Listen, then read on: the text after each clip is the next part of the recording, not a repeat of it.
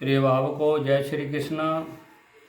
देखिए, आजकल वास्तु शास्त्र का बड़ा प्रचलन हो रहा है। सब जगह मकान के अंदर वास्तु शास्त्र देखा जाता है। कोई किसी से परेशान है, कोई किसी से परेशान है, तो वास्तु के देखने से या कुछ संशोधन करने से सुख की प्राप्ति होती है।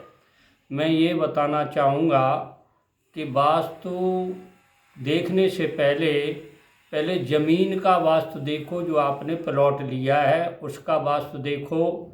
उसके अंदर कोई नीचे ज़मीन में कोई गड़बड़ तो नहीं है, वो भी लोगों के ऊपर बहुत असर करता है।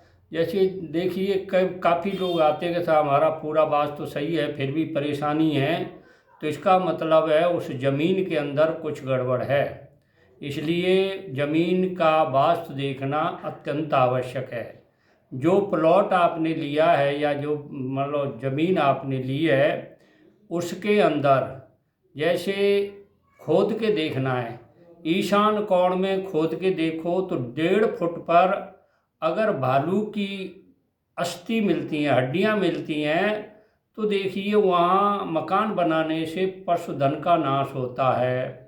पूर्व कोण में, पूर्व दिशा में अगर 1.5 फुट तक कोई मानव की अस्थि मिलती है तो उस घर के मालिक का नाश होता है। अग्नि कोण में कमर तक खोदने पर अगर गधे की हड्डी मिलती है तो पशुधन का नाश होता है और राजदंड से हानि होती है। दक्षिण दिशा में कमर तक खोदने पर अगर बंदर की हड्डी मिलती है तो परिवार के मुखिया की मृत्यु होती है।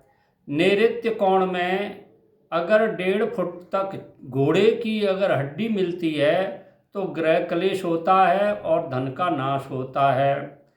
और देखिए, पश्चिम दिशा में अगर 1.5 फुट तक किसी बालक की हड्डी मिलती है, छोटे बालक की, तो उसमें धननाश और चोरी की संभावना रहती है घर में।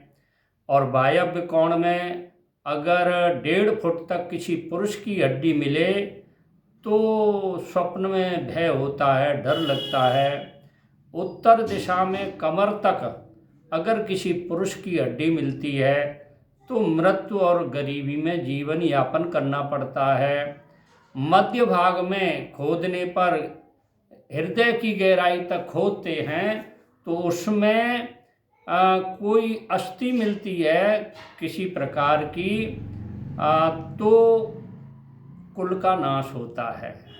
तो देखिए, इस तरह प्लॉट को देखने से पहले उसके बारे में एक और प्लॉट लो तो उसमें 1x1 हाथ, एक हाथ चौड़ा, एक हाथ लंबा और एक हाथ गहरा गड्ढा खोदिए और उसमें पानी भर दीजिए। फिर 18 कदम आप चल के जाइए और वापस लौट के आइए। अगर उस ज़मीन का पानी सूख जाता है तो ज़मीन अच्छी नहीं है। अगर वो पानी भरा रहता है, थोड़ा ही सूखता है, तो ज़मीन अच्छी है। वास्तु के हिसाब से वो ज़मीन अच्छी मानी जाती है। इस तरह से आप शुरू से प्लॉट लेते हैं, ज़मीन लेते हैं, उसमें वास्तु का अवलोकन जरूर करना चाहिए, जिससे आपके हानि होने से आपको बचाव होगा। अगर मेरी ये बात आपकी जानकारी में अच्छी लगी हो तो मेरे चैनल को सब्सक्राइब करें, लाइक करें, शेयर करें। जय श्री कृष्ण।